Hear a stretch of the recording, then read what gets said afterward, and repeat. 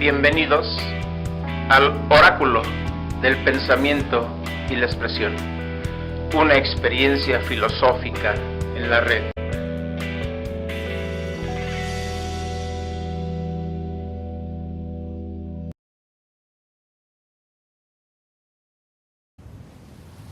Hola a todas y a todos. Ahora en el Oráculo del Pensamiento y la Expresión presentamos el etos de la razón moderna. Es posible llegar a conocimientos muy útiles para la vida y que en lugar de la filosofía especulativa enseñada en las escuelas es posible encontrar una práctica por medio de la cual, conociendo las fuerzas y las acciones del fuego, del agua, del aire, de los astros, de los cielos y de todos los demás cuerpos que nos rodean, tan distintamente como los oficios varios de nuestros artesanos, podríamos aprovecharlas del mismo modo, en todos los usos que sean propias y de esa suerte, hacernos como dueños y poseedores de la naturaleza. René Descartes.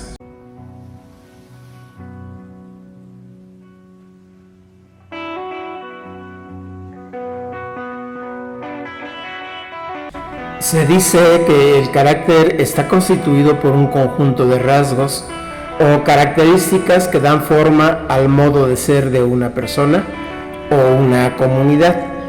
En la Grecia clásica se empleaba el término de ethos para significar el temperamento o modo de ser de los individuos. Costumbre y hábito eran otras acepciones que también identificaban el carácter de una persona. Aquí haremos uso de este término de ethos para determinar los rasgos fundamentales, esenciales o principales de la razón moderna. Es decir, estaremos haciendo referencia al ethos de la razón que se desarrolló a lo largo de la sociedad moderna, en la que son consustanciales el horizonte instrumental y el estratégico de la misma. Siempre ha sido un dilema. ¿Es la razón la que provoca la modernidad? ¿O bien es la modernidad la que da forma a la razón moderna?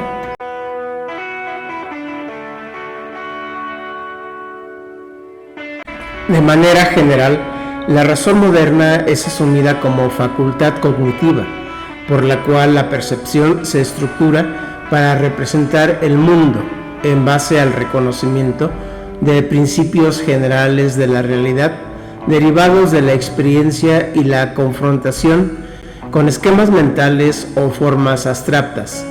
La modernidad se ha entendido como un programa general, cuyo objetivo básico es la conquista de la naturaleza y realizar de manera efectiva el establecimiento de la sociedad humana a través del orden de la razón.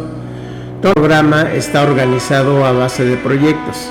Por ejemplo, la Ilustración y la Revolución Industrial son los proyectos del programa de la modernidad, pero ambos, programa y proyecto, no habrían o hubieran sido posible sin el tipo de razón que los animó y empujó a realizarse. Entonces, importante es poner a la vista los rasgos, en otras palabras, el ethos de la razón moderna.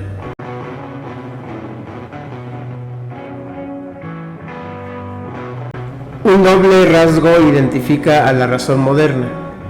Por uno, lo epistemológico y por otro, lo político. El primero puede ser calificado como instrumental, el segundo como estratégico. Por el lado de lo instrumental, quedan agrupadas todas aquellas teorías respecto a las posibilidades y límites de la razón, así como al origen, naturaleza y fuente del conocimiento. Esto es, racionalismos y empirismos, e incluso empiriocriticismos que tienen lugar en el escenario, sobre todo de la primera modernidad. Por el lado de lo estratégico están todos los discursos, estrategias, dispositivos e instrumentos prácticos de justificación y legitimación de las reglas de verdad que la sociedad, a través de las instituciones, pone en marcha, a fin de perpetuar las ideas dominantes sobre la verdad, el bien y la belleza, aspectos de índole político o estrategias de poder. La razón moderna y la modernidad entrelazan el rasgo u horizonte instrumental o epistémico con el rasgo u horizonte estratégico y político, desde luego bajo la mirada de la autoconciencia.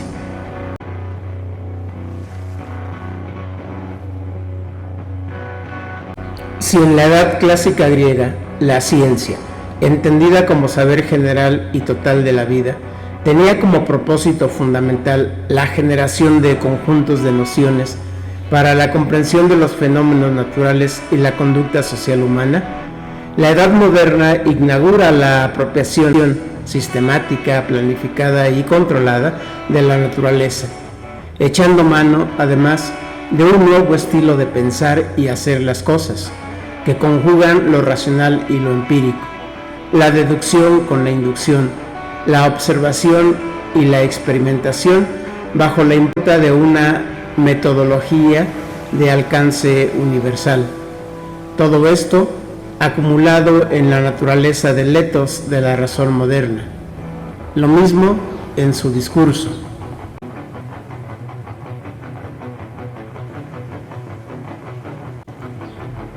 Antes del ethos de la razón moderna, lo que tenía lugar, digamos, era una forma de indagar el mundo, que en muchos casos se quedaba en la apreciación del sentido común, por tanto, sin llegar jamás a la aprehensión real del mundo mediante la universalidad del concepto, trabajo fundamental del espíritu.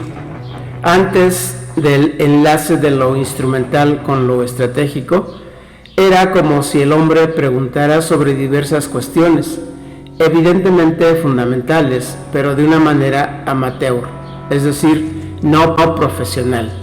El ethos de la razón clásica en la antigüedad griega no estaba orientado hacia la interrogación clara y distinta de la naturaleza a fin de controlarla.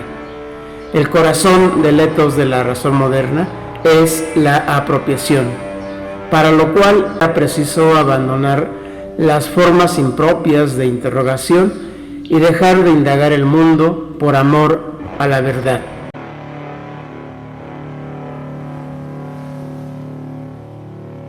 Hegel tiene muy claro la cuestión anterior. Ha dejado establecido en el prólogo de la fenomenología del espíritu que la verdadera figura en que existe la verdad no puede ser sino el sistema científico de ella. Contribuir a que la filosofía se aproxime a la forma de la ciencia, a la meta en que pueda dejar de llamarse amor por el saber, para llegar a ser saber real, he ahí lo que yo me propongo, el demostrar que ha llegado la hora en que la filosofía se eleve al plano de la ciencia. Trabajando de dentro hacia afuera, entonces, una vez encontrada la certeza de la razón, es como se abandonan los modos de interrogación especulativos y sin incremento de las verdades.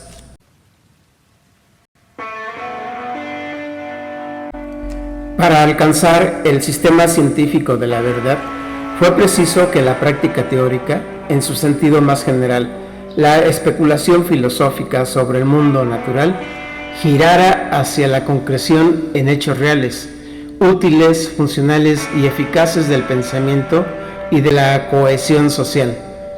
Como lo ha señalado Max Horkheimer, lo que importa ahora no es la satisfacción de lo que los hombres llaman verdad, sino la operación, el procedimiento eficaz. El verdadero fin y tarea de la ciencia reside no en discursos plausibles, edificantes, dignos o llenos de efectos, o en supuestos argumentos evidentes, sino en el empeño y en el trabajo, y en el mejor descubrimiento de detalles antes desconocidos para un mejor equipamiento y ayuda de la vida. Solo hasta la modernidad es posible considerar a las prácticas discursivas ya no como un simple aspecto lingüístico, sino como un juego estratégico de legitimación de concepciones del mundo.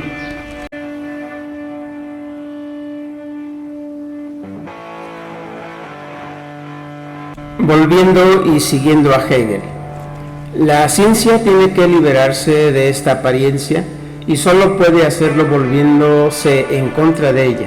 En efecto, dice Hegel, la ciencia no puede rechazar un saber no verdadero sin más que considerarlo como un punto de vista vulgar de las cosas, y asegurando que ella es un conocimiento completamente distinto, podría ser racional, y que aquel saber, podría ser el mágico, el mítico y el religioso, etc., no es para ella absolutamente nada, ni puede tampoco remitirse al barruto de un saber mejor que él mismo.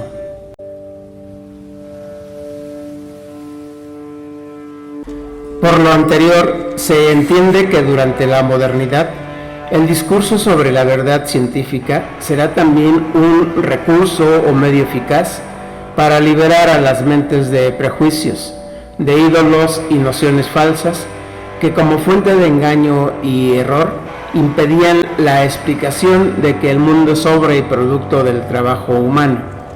Esto es, cuando el carácter epistemológico y el político del discurso sobre la verdad se conjugan, entonces el resultado es un programa empresarial que debe marchar con paso firme hacia el progreso planetario, principalmente de índole científico-técnico. Un gran optimismo y positivismo acompañaban al etos de la razón moderna, por lo que entonces un discurso sobre la verdad se convierte ahora también en un discurso sobre y del poder.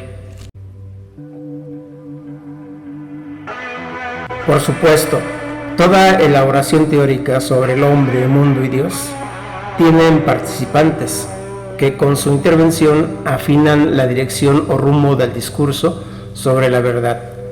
En el caso del etos de la razón moderna, será Francis Bacon, Galileo Galilei y René Descartes, entre otros varios, quienes con su crítica a la racionalidad edificada sobre las bases del respeto a la autoridad y tradición e incapaz de avanzar más allá de la deducción, serán quienes formulen el nuevo etos que sistemática y metódicamente procederá a interrogar de por qué y cómo va el cielo. La inducción ahora será la vereda a seguir por la regla y el compás.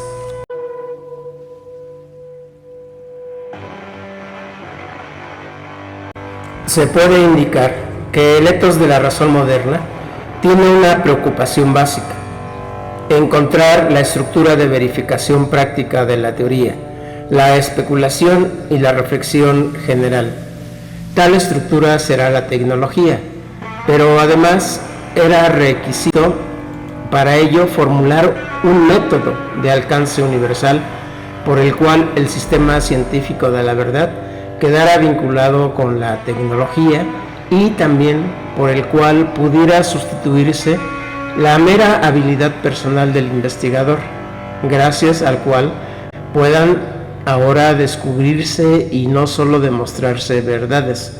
De esta manera, la lucha por el establecimiento de un nuevo método acarrea de suyo la lucha contra la lógica aristotélica escolástica y contra su forma de prueba clásica, el silogismo.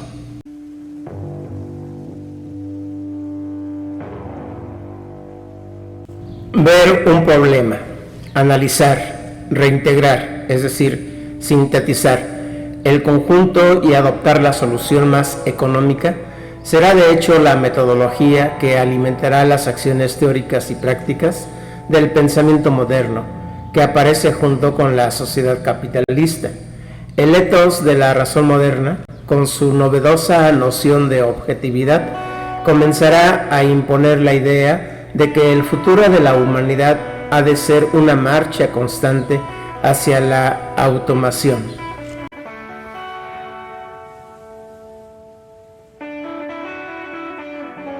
Tres son los métodos que se establecen o formulan en la modernidad: principalmente en la primera, y que en conjunto reflejan el carácter instrumental y estratégico de la razón, cuya peculiaridad generará una acción tecnológica sobre la naturaleza. Según Adolfo Sánchez Vázquez, la acción tecnológica se basa en un doble momento, un momento cognitivo y un momento teleológico. Lo racional de ambos es la característica común, y lo racional, para el etos de la razón moderna, no consiste en otra cosa sino en la unidad entre el rasgo epistémico y político de la acción cognitiva.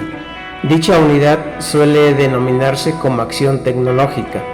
Nunca antes la razón había alcanzado algo así, porque simple y sencillamente tampoco habían existido las condiciones materiales que el modo de producción manufacturero desarrolla y ofrece.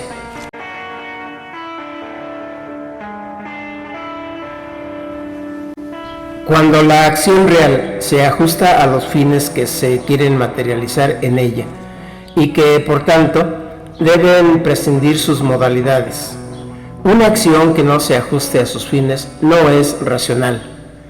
Así entonces, es el carácter de la racionalidad moderna la que esencialmente procura la unidad entre ciencia y tecnología. Pero, ¿qué tipo de racionalidad? Instrumental, por supuesto. Tecnológicamente, dice Sánchez Vázquez, una acción real es racional solo si se cumple este fin, la eficacia. En este sentido es legítima llamarla instrumental, y decir racionalidad instrumental en la modernidad equivale a decir control y dominio de la naturaleza, planificación y administración de la vida social. Ahí está el enlace de lo epistémico y lo político.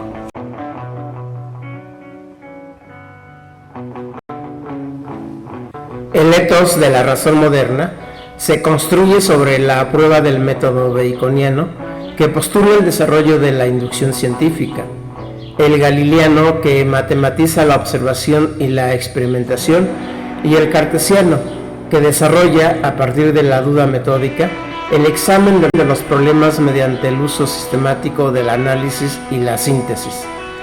Estos métodos son en conjunto la unidad orgánica y sustantiva que dan reglamentación a la racionalidad moderna, cuya naturaleza sitúa al hombre moderno en el nivel de la tecnología, nivel-momento en que esencia y apariencia coinciden, realizando el sueño del programa de la sociedad moderna: acabar de convertir al hombre en amo y señor de la naturaleza.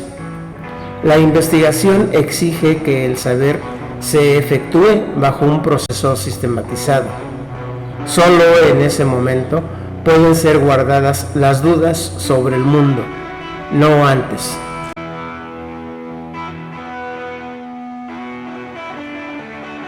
Bacon requiere un método que permita el descubrimiento de verdades universales, y ese método solo puede ser el de la verdadera inducción.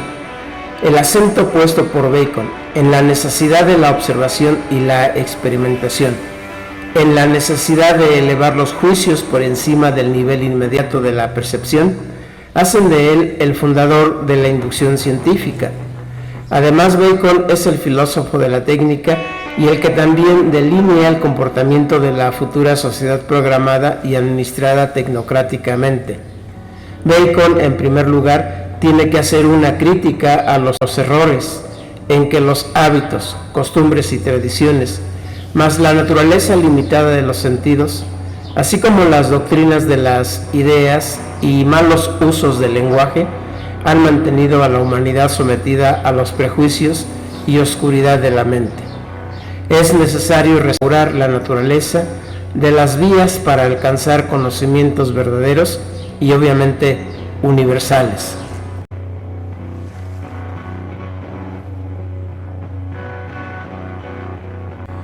Los planteamientos de Galileo postulan los elementos del experimento científico: elaboración de una hipótesis previa, constitución de condiciones a fin de que el fenómeno a estudiar se aísle de variables que lo perturben.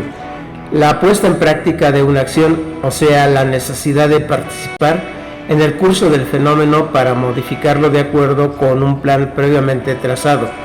Por último, la conclusión, que se desecha, corrige o confirma.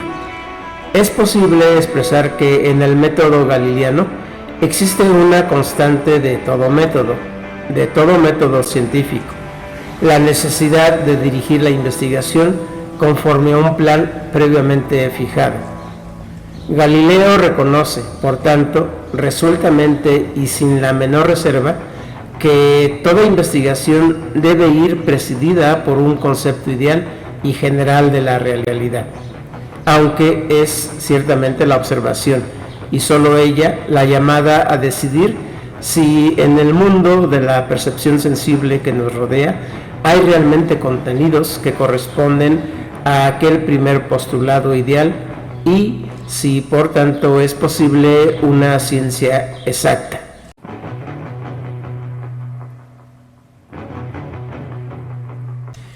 Galileo es el primero que establece el principio de interrogar a la naturaleza mediante un instrumento universal, el de la matemática. Según Galileo, el libro de la naturaleza está escrito en lenguaje matemático y sus caracteres son triángulos, círculos y otras figuras geométricas que, sin entender, a los cuales nos movemos vanamente en un oscuro laberinto. La matemática y la geometría, como se sabe, son las ciencias paradigmáticas de este periodo. Galileo señala la necesidad de leer el gran libro de la naturaleza en sus caracteres propiamente esenciales. Galileo, lo mismo que anteriormente Bacon y luego Descartes, se refiere a un mundo desocultado, develado, desmistificado y desmitologizado, todo lo que es posible en tanto la racionalidad que ha formulado está basada en el principio que ahí se impone, el principio de cálculo. Y este principio funciona en base a la división o fragmentación del todo, a la resta y a la suma de las partes del todo y nuevamente a la integración del todo, tal y como lo confirmará Descartes, el padre del racionalismo moderno.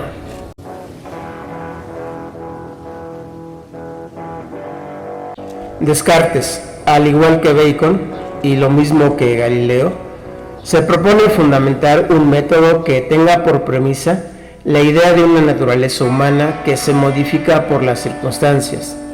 Descartes supone que todos los hombres poseen en la misma medida el buen sentido, la razón o la luz natural, y que lo decisivo es dirigir correctamente el pensamiento. Descartes quiere un método que conduzca por el camino correcto, aún a los que caminen con lentitud. Este método se apoya en dos principios básicos.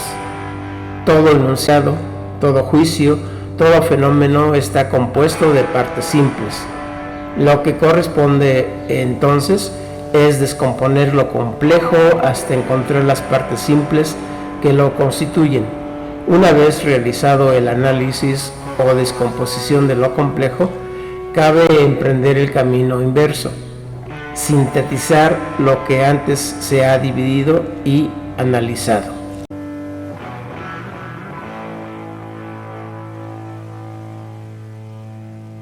Derivado de lo anterior, Descartes piensa en un método que simplifique el proceso de descubrimiento de nuevas verdades, de la misma manera que el proceso de producción manufacturera emplea la división como instrumento de simplificación y rendimiento al máximo de la producción, o bien la división del proceso productivo en sus partes más simples.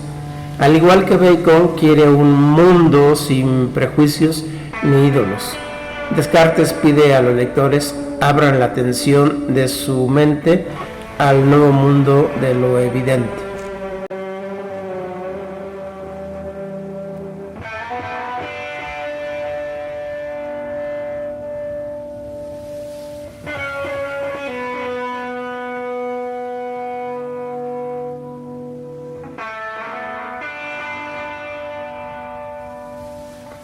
no admitir como verdadera cosa alguna, como no supiese con evidencia que lo es, esto es, evitar cuidadosamente la precipitación y la prevención, y no comprender en mis juicios nada más lo que se representa tan clara y distintamente a mi espíritu, que no hubiese ninguna ocasión de ponerlo en duda. Regla de la evidencia de la cual Descartes parte para todo conocimiento.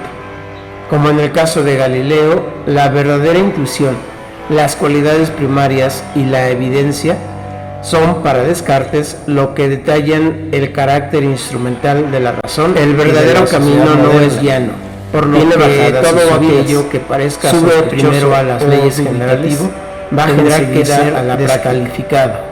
Dividir cada una de las dificultades que examinare en cuantas partes fuera posible y en cuantas requiriese su mejor solución.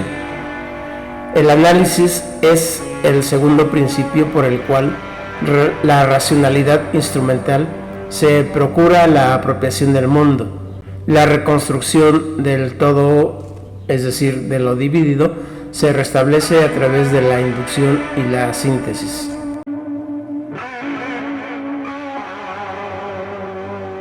Son estas reglas los principios de una ciencia mecanicista y calculística, por los cuales la modernidad posibilitó que el hombre se enseñorara frente al mundo, de igual modo que un pez en el agua. El mundo, por obra de la razón, fue entregado en su totalidad como la gran casa del hombre moderna, donde éste se mueve con plena libertad y todo aquello que pueda resistirse al control racional es descalificado o simplemente no existe, o en todo caso es objeto de la metafísica.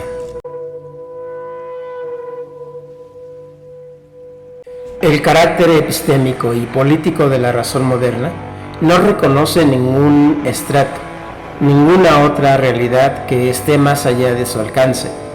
Todo acontece dentro de un previo plan, dentro de una idea reguladora, cuya preocupación básica es la de adelantarse al acontecer para estar en posibilidad de ejercer un control racional. Tenía necesidad la modernidad de una teoría del conocimiento que expresara, que previera y controlase los tiempos, las velocidades y las distancias. Le era indispensable y urgente al hombre moderno entender de manera total y unificada el nuevo mundo y al mismo tiempo traducirlo en forma simple.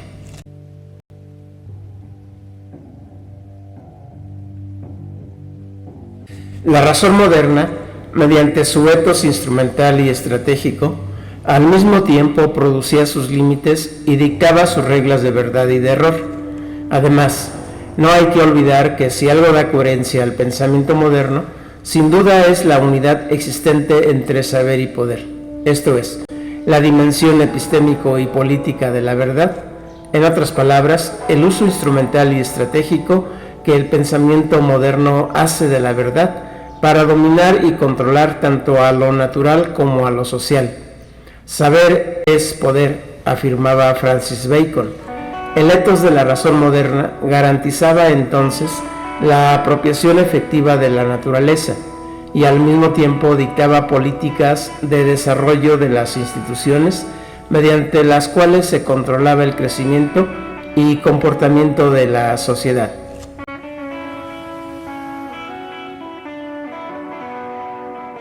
Estratégicamente, la racionalidad moderna ha dado origen a un mundo de mecanismos e instrumentos, donde el hombre se mueve empujado por un comportamiento también instrumental, una conducta práctica exigida por una realidad ya hecha y dada. La modernidad ha logrado la transposición subjetiva del hombre a la objetividad del mundo, o sea, la subjetividad queda afirmada por el sistema de relaciones objetivas trazadas por el pensamiento instrumental que planea y planifica o calcula el acontecer histórico.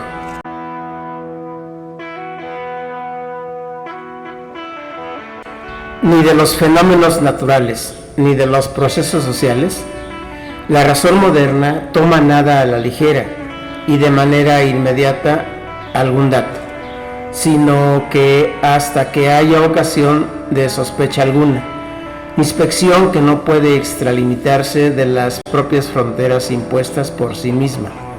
El peligro está en que la razón moderna, con su poder instrumental y estratégico, se autocomplace, perdiendo su capacidad de crítica negativa para revolucionarse a sí misma e ir más allá de sus imperativos, asunto que será evaluado, decodificado y criticado fuertemente por los hegelianos de izquierda y posteriormente por la teoría crítica.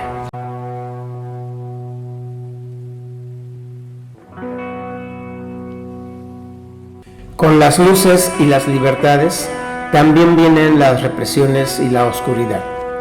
Desde la lectura de la teoría crítica, es un hecho que la razón moderna no logra entender que sus triunfos durante toda la historia de su proceso desembocan en la presente marcha del acontecer mundializado y globalizado, en el terror más sombrío e incierto que se puede haber obtenido de un progreso basado en la racionalización de la naturaleza y de las formas sociales de vida.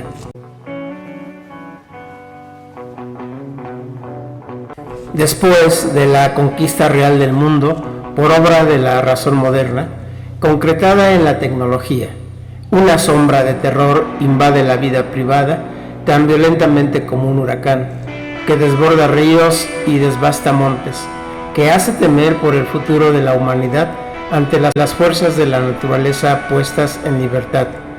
Hoy el hombre actual o posmoderno padece los logros de la modernidad. Vive el individuo contemporáneo acosado por el miedo y el terror constante, no debido al desconocimiento, sino por el vasto y cada vez más amplio conocimiento y control de la naturaleza, pues precisamente es el tipo y modo de control lo que causa mayor miedo que las propias energías de la materia.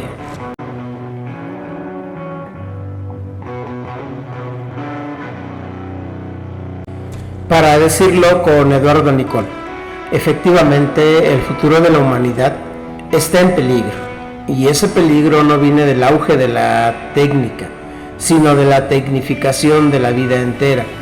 En tanto tecnificación significa predominio de la búsqueda totalitaria de la utilidad, y puesto que la técnica es una profesión utilitaria, el peligro crece. Pese a tal advertencia, la razón vive embrujada, aún en estos días, por su propio encanto y carácter epistemológico y político, o bien por su poder instrumental y estratégico. Al término de la utopía, la razón sitúa a la humanidad en una época tecnificada, donde todo lo racional es irracional y todo lo irracional es racional.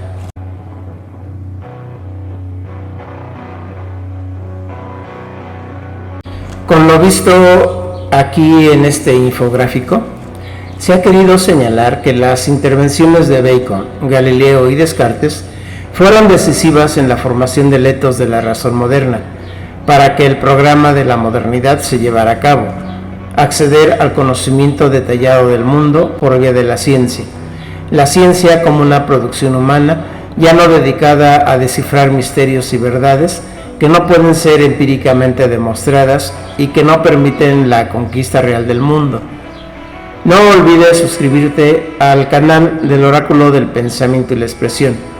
No importa si de la teoría crítica eres partidario o de plano ya eres posmoderno y te viene guango los aspectos positivos del ethos de la razón moderna, que en otro momento veremos en realidad en su verdadero rostro y revisaremos sus mecanismos de justificación y legitimación.